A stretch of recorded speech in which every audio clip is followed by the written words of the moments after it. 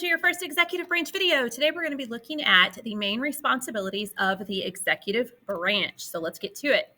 To start off with, we want to look at the requirements for office. And we've talked about this a few different times throughout our course, but today we're going to break them down into two different categories. The first category is going to be the formal requirements, and the second is the informal requirements. So the formal requirements, those are the three that we know from the Constitution. The first one is that you have to be at least 35 years old. Then you have to have been a resident of the United States for 14 years. And you have to have been a natural born citizen, meaning you have citizenship at birth. So those are the three requirements that the Constitution tells us that you've got to have.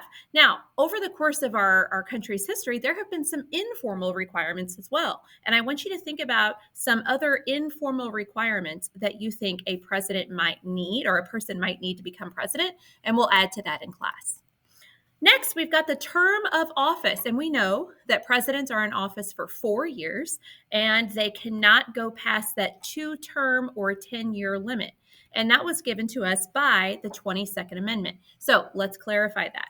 22nd Amendment tells us that a person can be president 2 times, they can serve no longer than 10 years, and that we get to that 10-year period just in case, like, the person who is becoming president serves as a vice president, something happens to the president they're serving under, then they have to assume the role of the president. Okay, so the 22nd Amendment, 2-term limit, no more than 10 years.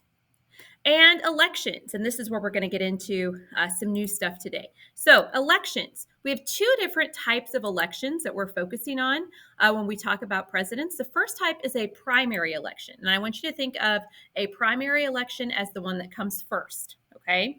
And the purpose of a primary election is to narrow down the field of candidates for each party, okay? So the Republican Party has primaries, the Democratic Party has primaries, and the goal is to narrow down the choices because you don't want 2 or 3 candidates from the same party running against each other because then that can cause problems in the general election. So the purpose of a primary election is to narrow down the candidates. And then the next election, of course, would be the general election. And the general election is the one that we were really focused on in November every 4 years. And that's when we actually choose the candidate who we want to be president, okay? And our general election, and you're going to see this up on your screen. It's not in your notes, but we are going to talk about it. The general election occurs on the first Tuesday after the first Monday in November.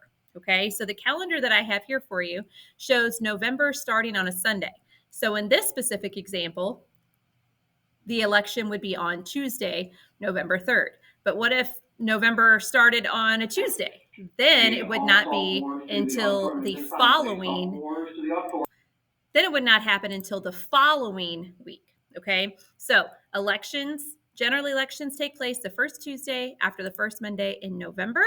And I'm going to stop there. If you guys have any questions, let me know.